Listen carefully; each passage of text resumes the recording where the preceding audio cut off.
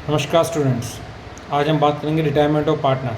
जब partner firm को छोड़ के चला जाता है, अब पार्टनर फर्म को छोड़ रहा है तो बचे हुए पार्टनर्स के बीच में नए रेशियो क्या होगा वो हम निकालना सीखेंगे। बचे हुए पार्टनर्स को, रिमेनिंग पार्टनर्स को गेन कितना होगा, हम गेन रेशियो निकालना सीखेंगे। जो पार्टनर चाह रहा है उसे गुडविल कैसे देनी है, उस पार्टनर्स को रिजर्व कितना मिल रहा है, रिवोल्यूशन ऑफ एसेट लायबिलिटी क्या होगा, पार्टनर्स कैपिटल अकाउंट कैसे बनेगा, एडजस्टमेंट टू कैपिटल क्या होगा, ये सब कुछ हम इस टॉपिक में सीखेंगे। तो आज हम स्टार्ट करते हैं। इससे पहले हम calculate the new profit sharing ratio और गेनिंग रेशियो। देखिए, इसमें फर्स्ट केस है, जैसे ABC पार्टनर है, इनका रेशियो दिया हुआ है 3:1। कहता बी रिटायर हो गया, आपको न्यू रेशियो निकालना है। सिंपल सा केस है, इसमें बी रिटायर हो गया तो जो पार्टनर रिटायर हो गया उस पार्टनर को हाइड कर लीजिए ऐसे करके। बचा कौन, A और C, तो A और C के बीच में रेशियो क्या होगा, 3:1। सिंपल सी बात। अगर वो कहता C रिटायर हो गया तो C को हाइड कर लेते, तो न्यू रेशियो क्या होता, 3:2, A और B के बीच में। वो कहता A रिटायर हो गया तो A को हाइड कर लेते, तो B C के बीच में न्यू रेशियो होता 3:1। तो इस केसेस में, फर्स्ट केस में जो पार्टनर रिटायर होगा उस पार्टनर्स को हाइड करिए उनके ओल्ड रेशियो में, ओल्ड शेयर के अंदर, और जो बच जाएगा वो रिमेनिंग पार्टनर्स का न्यू रेशियो होगा। तो जैसे यहाँ B रिटायर हो गया तो B को हाइड किया, तो A C का न्यू रेशियो होगा 3:1। अब हमको निकालें गेनिंग रेशियो। देखिए, पहले प्रॉफिट को 3 पार्टनर्स बांटते थे, अब आने वाले टाइम में प्रॉफिट को 2 पार्टनर्स बांटेंगे, तो उन 2 पार्टनर्स का रेशियो जितना बढ़ गया उसको बोलेंगे गेनिंग रेशियो। यानी 2 पार्टनर्स को फ्यूचर में कितना कितना एक्स्ट्रा प्रॉफिट मिलेगा, कितना कितना उनका शेयर बढ़ गया, उसे बोलेंगे गेनिंग शेयर, गेनिंग रेशियो। तो गेनिंग रेशियो निकालने के लिए आपको न्यू प्रॉफिट शेयरिंग रेशियो में से old profit sharing ratio minus करना है। तो जैसे देखिए, यहाँ पर A का न्यू रेशियो था 3:1, 3/4, B का और साथ ओल्ड था 3/6। ऐसे C का न्यू रेशियो था 1/4 और ओल्ड था 1/6। तो हमने इसमें से माइनस किया, इसका एलसीएम लिया 24 आएगा, 18 - 12 6 आ गया, 6/24। इसका एलसीएम लिया 24 आएगा, 6 - 4 2। तो रेशियो आ गया, गेनिंग रेशियो आ गया 6:2, यानी 3:1। केस सेकंड में देखिए बेटा, इसमें कह रहा है कि ABC पार्टनर है, 3:5 का शेयर है, B रिटायर्ड और उसका शेयर A और C 2:1 में बांट रहे हैं। तो इसमें क्या होगा, जो पार्टनर रिटायर होगा उसका शेयर बाकी 2 पार्टनर्स बांटेंगे। वो कैसे बांटेंगे क्वेश्चन बताएगा। 2:1 में बांट सकते हैं, इक्वली बांट सकते हैं, 3:5 में बांट सकते हैं, किसी भी रेशियो में बांट सकते हैं। फिलहाल मैंने यहाँ पे लिया कैसे बांट रहे हैं, 2:1। तो यहाँ पे B का शेयर है 2/10, इसको उठाया, जिसको A और C 2:1 में बांट रहा है। यानी A रिसीव करेगा B से 2/10 का 2/3, मतलब 4/30, और C रिसीव करेगा B से 2/10 का 1/3, यानी 2/30। अब मुझे न्यू PSR निकालना है बेटा। इसमें A का ओल्ड रेशियो है 3/10 और इसको कितना मिला B से, 4/30, इसमें ऐड कर देंगे। C का ओल्ड रेशियो था 5/10 और इसको मिला B से 2/30, इसमें ऐड कर देंगे। इसका एलसीएम लिया बेटा, 30 एलसीएम आएगा, 9 + 4 13/30, सेम इसका 17/30। तो यहाँ न्यू PSR हो गया 13 और 17, 13:17। अगर मुझे यहाँ पे देखना है गेनिंग रेशियो, तो वैसे तो गेनिंग रेशियो होता है new ratio minus old ratio. अगर आप थोड़ा सा दिमाग लगाएं तो साफ दिख रहा है कि यहाँ पे A को गेन कितना हुआ, 4/30, C को गेन कितना हुआ, 2/30। तो यहाँ पे गेनिंग रेशियो हो गया 4:2। क्लियर। अब हम बात करते हैं बेटा ट्रीटमेंट ऑफ गुडविल। तो यहाँ पे गुडविल को आपने कैसे ट्रीट करना है। जैसे ABC पार्टनर है, B छोड़ के जा रहा है। अब B के जाने के बाद देखो, आज ABC मान लीजिए 10 साल से काम कर रहे हैं, 15 साल से काम कर रहे हैं, तो आज जो फर्म प्रॉफिट कमा रही है वो ABC की गुडविल की वजह से कमा रही है, ABC की रेपुटेशन की वजह से कमा रही है। B के जाने के बाद B की जो गुडविल का फ़ायदा है वो किसको मिलेगा, केवल A और C को। तो B जब रिटायर होगा तो सबसे पहले फर्म की गुडविल निकाली जाएगी और B उसमें अपना हिस्सा लेकर रिटायर होगा, अपना हिस्सा लेगा, क्योंकि B तो जा रहा है। और B के जाने के बाद जो फर्म की गुडविल है, जिसमें B भी शामिल था, ABC तीनों शामिल थे, उस फर्म की गुडविल का फ़ायदा किसको मिलेगा, केवल A और C को। चलिए अब इसको ट्रीट कैसे करना है। जैसे ABC पार्टनर है, B रिटायर हो गया, तो सबसे पहले आपको बी की गुडविल निकालनी है, और बी की गुडविल कौन ला के देंगे? ए और सी ला के देंगे, वो भी अपने गेनिंग रेशियो में, क्योंकि बी के जाने के बाद ए और सी का रेशियो बढ़ेगा, ए और सी को गेन होगा। तो जितना जितना ए और सी का रेशियो बढ़ेगा, जितना जितना ए और सी को गेन होगा, वो उतना हिस्सा ला के गुडविल का लाकर बी को देंगे। तो यहाँ पे एंट्री होगी बेटा A capital account debit, C capital account debit to B capital account. तो यहाँ पे ए और सी कौन है? Remaining partners. बी कौन है? Retired partners.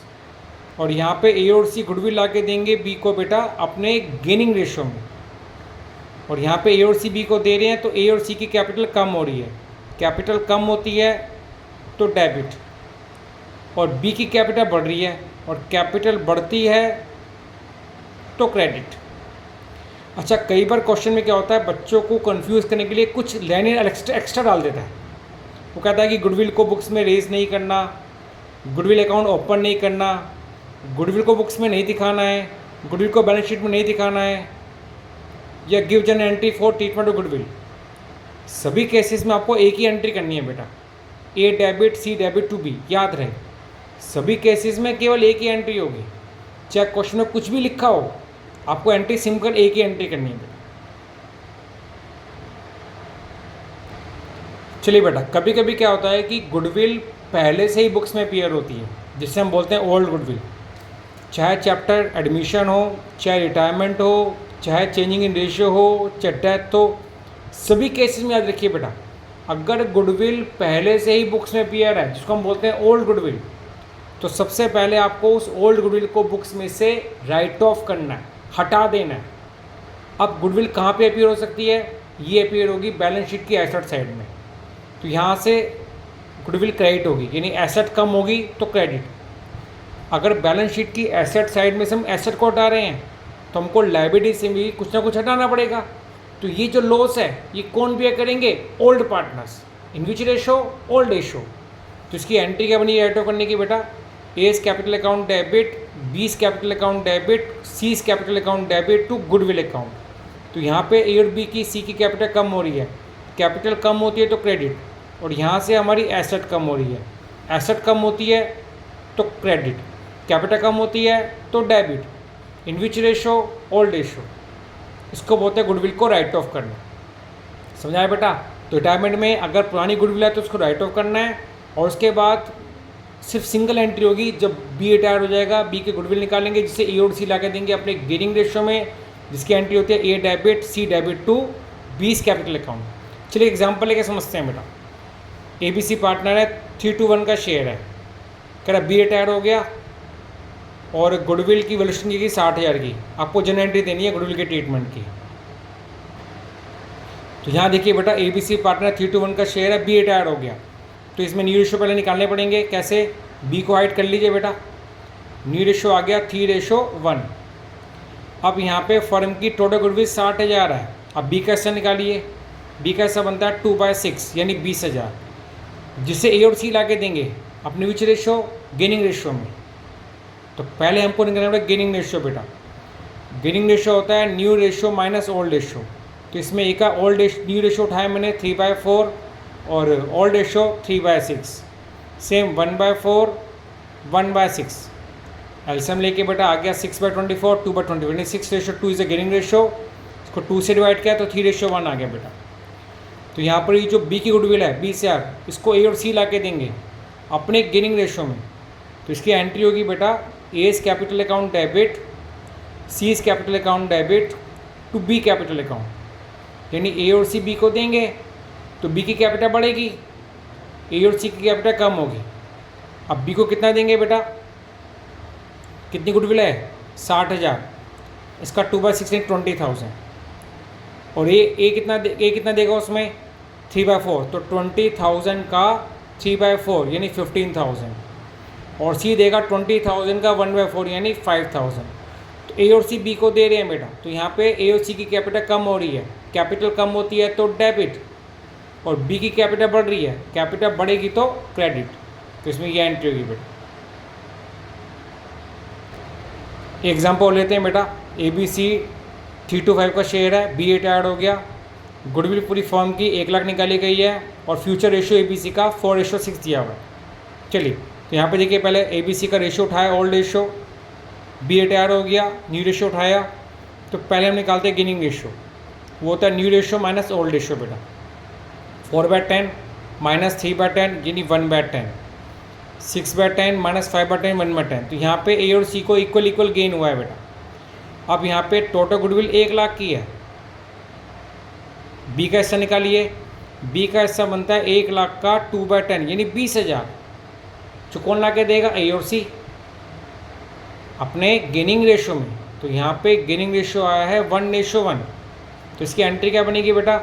A is capital account debit, C is capital account debit to B is capital account. तो B के क्रेडिट में आएगा 20,000, A देगा 20,000 का 1/2 यानी 10,000 और C देगा 20,000 का 1/2 10,000 यानी 20,000 का 1/2 और 20,000 का 1/2। क्योंकि गेनिंग रेशियो क्या है मेरे? 1:1 ऐसे। अब बात करते हैं बेटा treatment of general reserve and others. Retirement के केस में जनरल रिजर्व को आपने क्या ट्रीट करना है? देखिए, जब ABC पिछले 20 साल से काम कर रहे हैं और तीनों मिलके अपने प्रॉफिट का हिस्सा बचा रहे थे बिजनेस को डेवलप करने के लिए, आगे न्यू इन्वेस्टमेंट के लिए। अब B तो फर्म छोड़ के जा रहा है, तो B जाने से पहले कहेगा भाई मेरे रिजर्व का हिस्सा दो। तो पार्टनर्स क्या करते हैं कि जिस दिन B रिटायर होता है उस दिन जितने भी रिजर्व हैं उसको आपस में बांट के ख़त्म कर देते हैं। जिस रेशियो में इन्होंने जनरल रिजर्व में, अदर रिजर्व में कंट्रीब्यूट किया होता है, किस रेशियो में कंट्रीब्यूट किया होता है? ओल्ड रेशियो में। तो उसी रेशियो में रिजर्व को वापसी ले लेते हैं बेटा। तो इन केस ऑफ रिटायरमेंट के केस में जितने भी रिजर्व होते हैं, कोई भी लॉसेज होता है, वो हम तीनों पार्टनर्स में उनके ओल्ड रेशियो में ट्रांसफ़र कर देंगे।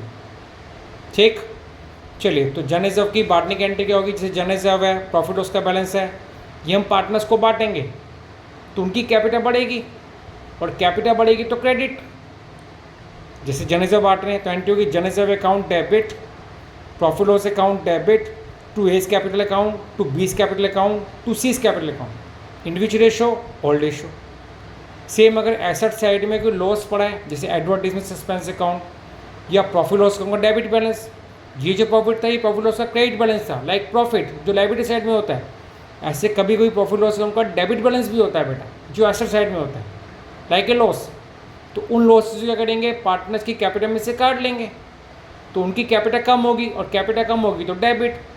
तो अब इस केस में एंट्री होगी A's capital account debit, B's capital account debit, C's capital account debit to profit and loss account और एडवर्टीजमेंट सस्पेंस अकाउंट। याद रहे ये प्रॉफिट लॉस अकाउंट का डेबिट बैलेंस है जिसे हम लॉस बोलते हैं, और यहाँ जो आता है प्रॉफिट लॉस का क्रेडिट बैलेंस है जिसे हम प्रॉफिट बोलते हैं। तो ये बांटेंगे तो पार्टनर्स की कैपिटल बढ़ेगी और इस केस पार्टनर्स कैपिटल कम होगी।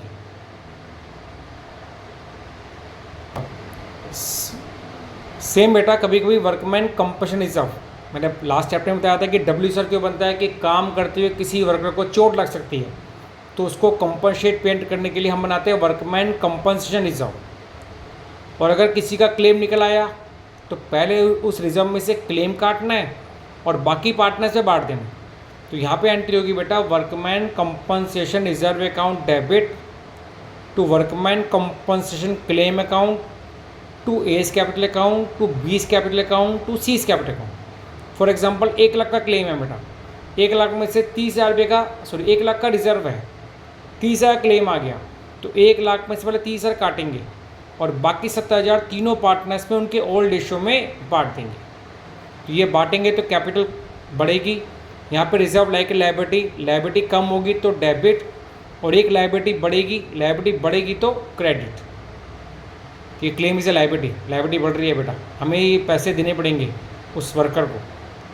सेम एक होता है इन्वेस्टमेंट फ्लक्चुएशन फंड। इन्वेस्टमेंट में जो सेल करते समय या इन्वेस्टमेंट की मार्केट वैल्यू में जो लॉस हो रहा है उस लॉस को कवर करने के लिए we make investment fluctuation fund. अब ये IFR बना हुआ इतने का और इन्वेस्टमेंट कम होगी इतने की, तो जो लॉस है इसमें से लेस करके बाकी रिजर्व पार्टनर्स में बांट देंगे। In which ratio? उनके ओल्डर रेशियो में। तो एंट्री क्या होगी इसमें बेटा? IFR investment fluctuation fund debit to investment account to A's capital account to B's capital account to C's capital account. बस समझे बेटा, इन्वेस्टमेंट प्रोटेक्शन फंड को हम तीनों पार्टनर से बांटेंगे। पहले इन्वेस्टमेंट का लॉस कवर करेंगे, तो यहाँ से लायबिलिटी कम हो रही है, यहाँ से एसेट कम हो रही है, और ये बाकी रिजर्व पार्टनर्स को बांट रहे हैं, तो यहाँ पे उनकी कैपिटल बढ़ रही है। तो एंट्री होगी बेटा investment fluctuation fund account debit to investment account to A's capital account to B's capital account to C's capital account. Clear? ये एग्जाम्पल लेके समझते हैं। अब क्वेश्चन रखा है कि ABC पार्टनर है, C रिटायर्ड हो गया। रिटायर होने के बाद A और B का रेशियो देखा है 3:2। क्या रिटायरमेंट के टाइम जन रिजर्व था 1,20,000 का, प्रॉफिट लॉस का क्रेडिट बैलेंस था 60,000 रुपये का, एडवर्टाइजिंग सस्पेंस अकाउंट था 30,000 रुपये का, वर्कमैन कंपनसेशन रिजर्व था 1 लाख का, और क्लेम था 10,000 का। सबसे पहले क्या करना है बेटा, ये जो जन रिजर्व है, ये जन रिजर्व और ये प्रॉफिट लॉस का credit balance, both are the accumulated profit, इन दोनों को ABC में बांटेंगे उनके ओल्ड रेशियो में। तो इसकी एंट्री क्या होगी बेटा, जन reserve account debit, profit loss account debit to A's capital account to B's capital account to C's capital account. तो जन रिजर्व कितना है 1,20,000 का, प्रॉफिट लॉस का बैलेंस कितना है 60,000 का, तो तीनों पार्टनर से बांट देंगे उनके ओल्ड रेशियो में, 3:2:1 में बेटा। तो 3:2:1 में बांटेंगे ये उनके ओल्ड रेशियो में। सेम ऐसे सस्पेंस अकाउंट, ये लॉस है बेटा, ये लॉस पार्टनर्स की कैपिटल में से निकालेंगे। तो इस केस में एंट्री होगी A debit, B debit, C debit to advertisement suspense account. तो यहाँ पे एंट्री होगी A's capital account debit, B's capital account debit, C's capital account debit to advertisement suspense account. तो यहाँ से ABC की ये लॉस है, तो ये ABC कैपिटल में ट्रांसफ़र करेंगे तो ABC कैपिटल कम होगी, और कैपिटल कम होती है तो डेबिट।